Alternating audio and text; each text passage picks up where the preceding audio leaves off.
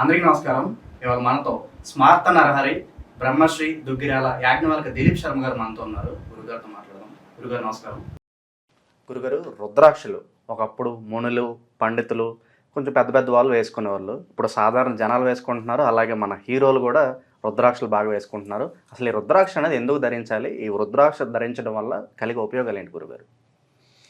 ఓం నమ శివాయ. శివాయ గురవే నమః. రుద్రాక్ష అనేటువంటిది అక్ష అంటే గనక విశేషమైనటువంటి ఫలితాలు ఇచ్చేది. అక్షయ్య అంటారు చూసారా, దాంట్లో క్షయ. రుద్రము అంటే గనక ఈశ్వరుడు అని మనకు అర్థం.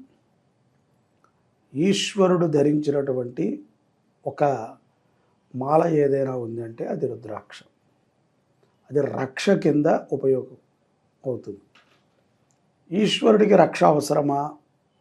అవసరం లేదు.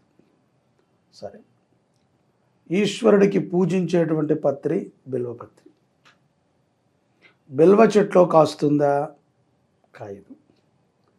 రుద్రాక్షకే ఒక చెట్టు ఉంటుంది.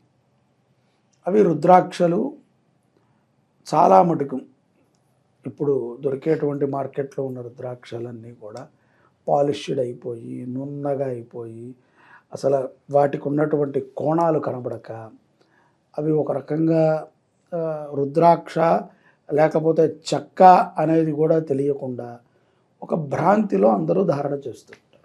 మనం అసలైన రుద్రాక్షను ఎలా గుర్తించాలి గురుగారు? అసలైన రుద్రాక్ష మనము నీటిలో వేస్తే మునుగుతుంది. మునిగేది ఒకటి దాన్ని రుద్రాక్ష అంటారు. పైకి తేలేదాన్ని చెక్క అంటారు. సరే, ఇప్పుడు మునిగేటువంటి టెక్నాలజీతో కలిగినటువంటి తయారీ కూడా డూప్లికేట్లోకి వచ్చేసింది.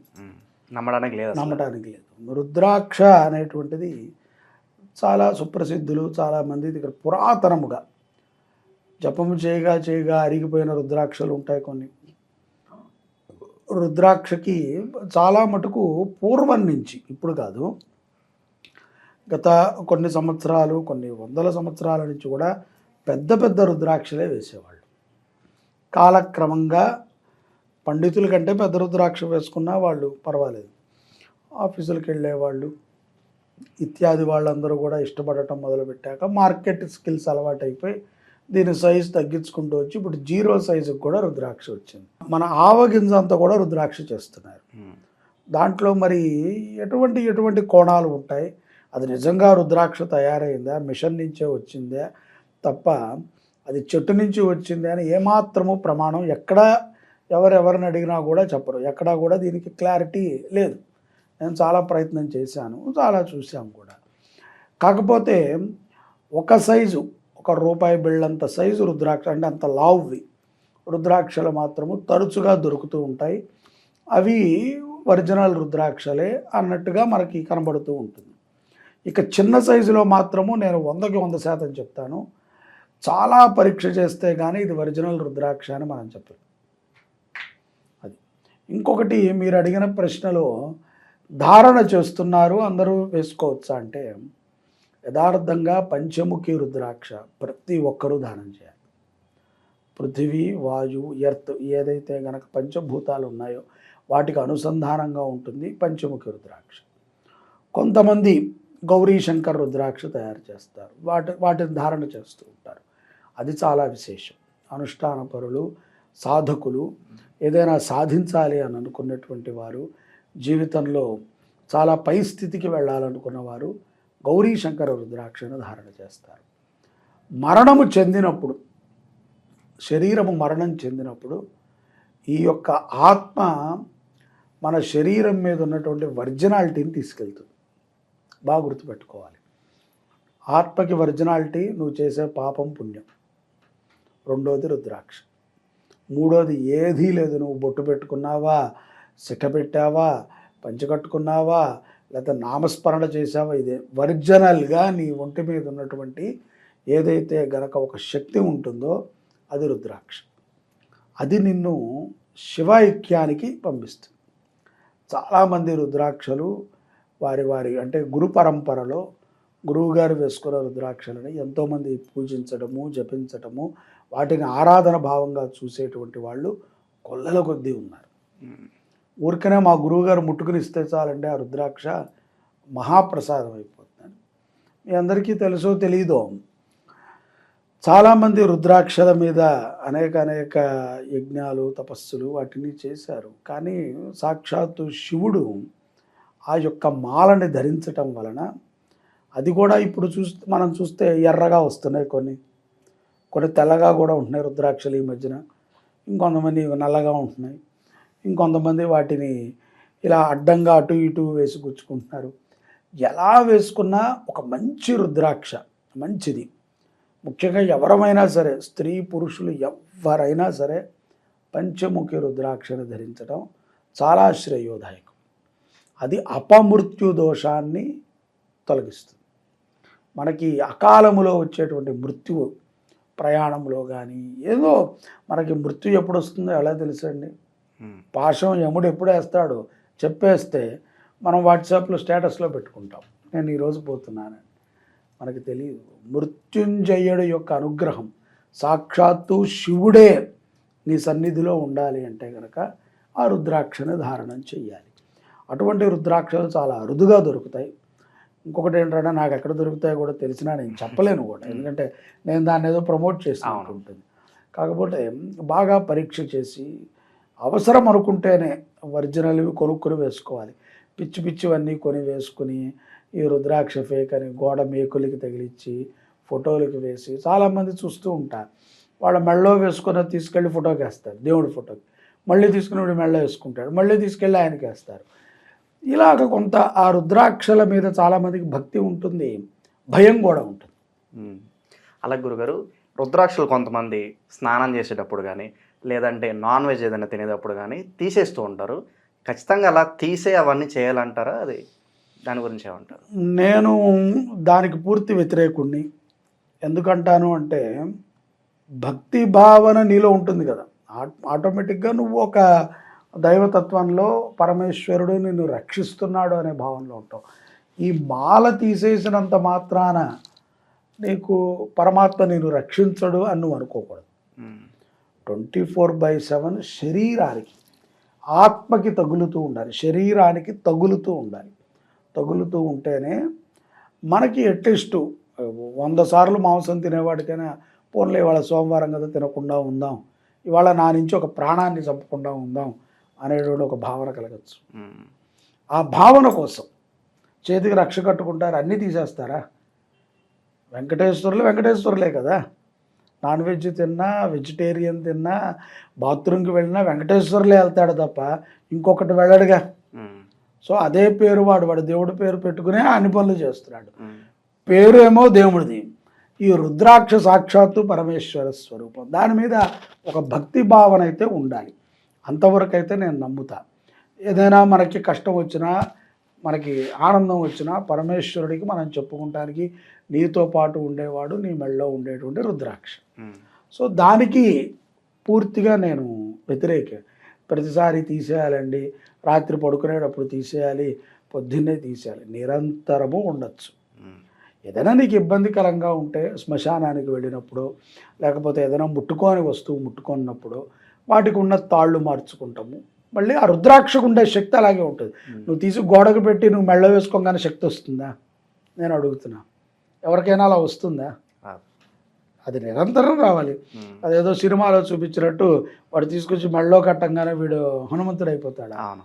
అవి సినిమాలకి, సినిమా అవి దృశ్య కావ్యాలు, దృశ్యం. అదే అలా చూసుకుని ఆనందపడటం, ఇలాంటివి మనం చేయకూడదని.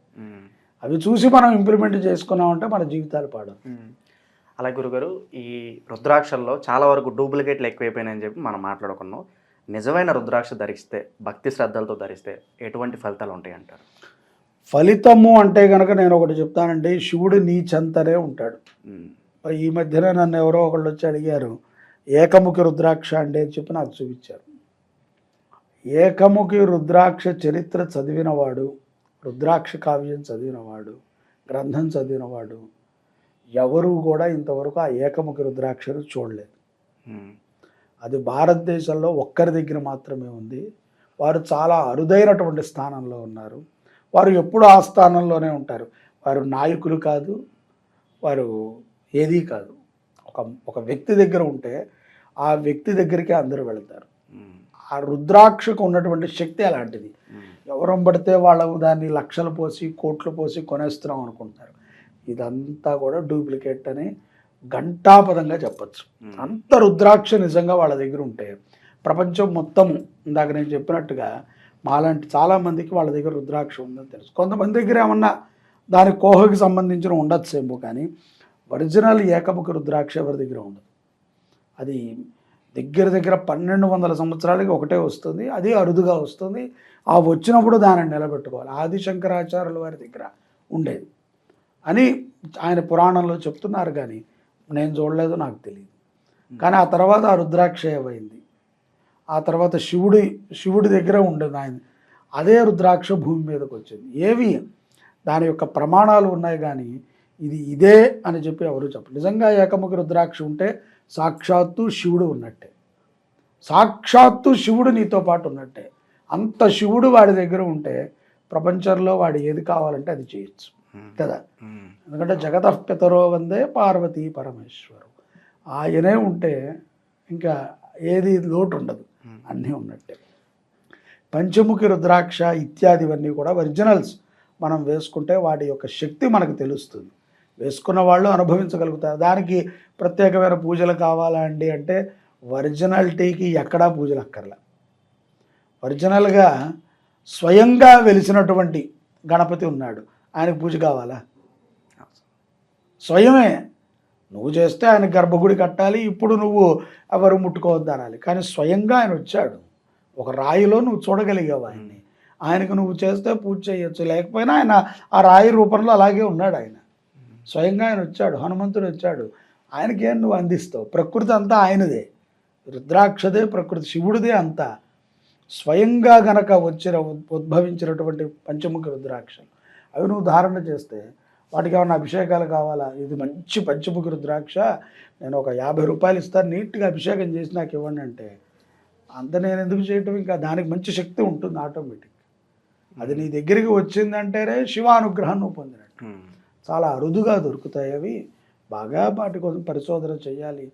ఏదో కొట్ల దగ్గరికి వెళ్ళిపోయి అందరినీ అడగటం కాదు, దానికి కొంచెం సాధన, ఆ మార్గంలో ఉన్నటువంటి వాళ్ళకి అది తెలుస్తుంది. రాళ్ళైనా అంతే, రుద్రాక్షలైనా అంతే. అయితే గురుగారు, ఒకప్పుడు ఈ రుద్రాక్షలు అనేవి చాలా తక్కువే. రీసెంట్గా చూసుకున్నట్లయితే రుద్రాక్షలు చాలామంది ధరిస్తున్నారు. రీసెంట్గా మన ఎన్టీఆర్ గారు చిత్రంలో కూడా ఆయన రుద్రాక్ష ధరించడం మనం చూడొచ్చు. అయితే నిజంగానే భక్తి శ్రద్ధలతో వేసుకుంటున్నారా, లేదంటే ఆ హీరోలు ధరించారని చెప్పి ఒక ఫ్యాషన్గా ధరిస్తున్నారా అంటారా? అది వారి బుద్ధుల మీదకి వదిలేయటం మంచిది. హీరో గారు మరి ధరించారు అంటే హీరో గారు అన్ని కళలన్నీ ప్రదర్శిస్తారు కదా. డ్యాన్స్ ఉంటుంది, రొమాన్స్ ఉంటుంది, అలాగే వాళ్ళకి ఫైటింగ్ సీన్లు ఉంటాయి, మాట్లాడటం ఉంటుంది. మరి ఆయనే ధరించాడు కదా, అంటే ఆయన ఫైటింగ్ అప్పుడు మాత్రం ధరించి తర్వాత తీసేస్తున్నాడా? అది షూటింగ్ కోసం పెట్టుకున్నారేమో. కాకపోతే ఏంటంటే నేను చెప్పేది అందరూ ధరించటం అనేటువంటిది చాలా విశేషం. అది ధరించాలి, కానీ మంచిది ధరించాలి. పిచ్చి పిచ్చిగా ఏదో ధరించాలి అన్నాను కదా అని చెప్పి 50 రూపాయలు పెట్టి కొనుక్కుంటే దొరకదండి. ఉన్నది ఉన్నట్టుగా ఒప్పుకోవాలి మనం. 50-60 రూపాయలకు దొరికే వస్తువు అయితే అది కాదు. బాగా గుర్తు. అలా అని చెప్పి లక్షల్లో దొరుకుతుందా అంటే నేను చెప్పలేను. ఒక్కొక్కసారి ఫ్రీగా కూడా దొరకచ్చు. మహానుభావులు ఇచ్చారంటే నేను అదే చెప్పా కదా, గురువు గారు లాంటి వాళ్ళు ఎవరైనా మంచి గురువులు స్పర్శించి ఇచ్చారు అంటే వాడి శక్తిని ఆ రుద్రాక్షలో ఇచ్చినట్టు ధరించటమే. సో అలాగా అరుదుగా దొరుకుతాయి.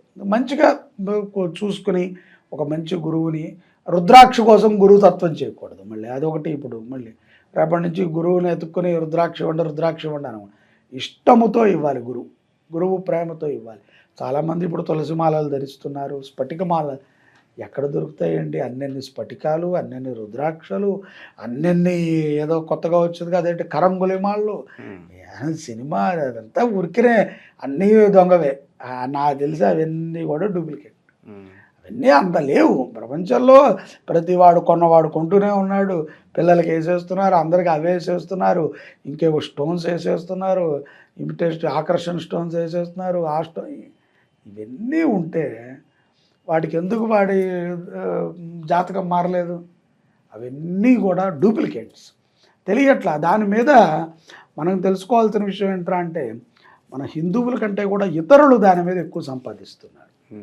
ఇతర ఇతర ప్రాంతాలలో కూడా వాటి గురించి మేము సాలగ్రామాలు కానీ ఏవైనా పరిశోధన చేస్తే వాళ్ళు బాగా సంపాదిస్తున్నారు. మన యొక్క సెంటిమెంట్ని వాళ్ళు క్యాష్ మనము ఆ పోతే పోయిందిలేండి అని చెప్పి దులుపుకుంటున్నాం, కానీ మనకు ఉన్నటువంటి చాతకానితనాన్ని మన వాళ్ళు ఏంటంటే ఒక 50 100 పెడితే ఏదన్నా మంచి జరుగుద్దేమో అని ఒక భావనలో ఉంటారు. దాన్ని ఎదుటవాడు చాలా ఉపయుక్తం చేసుకుంటున్నాడు. అలాగే అందుకని ఏంటంటే రుద్రాక్షలు అనేటువంటివి మంచి శక్తివంతమైనది, చాలా మంచి విషయం కూడా. ప్రతివాడు ధరించాలి చేతికో కంఠానికో ఎక్కడో ఒక చోట శరీరం మీద అది తగులుతూ ఉండాలి. రుద్రాక్ష ఆయుర్దాయాన్ని పెంచుతుంది, ఆయుష్ని పెంచుతుంది, లక్ష్మీ కటాక్షము, దృష్టి దోషాల నుంచి విముక్తి చేస్తుంది. తప్పనిసరిగా రుద్రాక్ష ధరించాలి, కానీ మంచిది ధరించాలి. రుద్రాక్షల గురించి మాకు ఎన్నో విషయాలు తెలియజేశారు గురుగారు. ధన్యవాదాలు. నమస్కారం.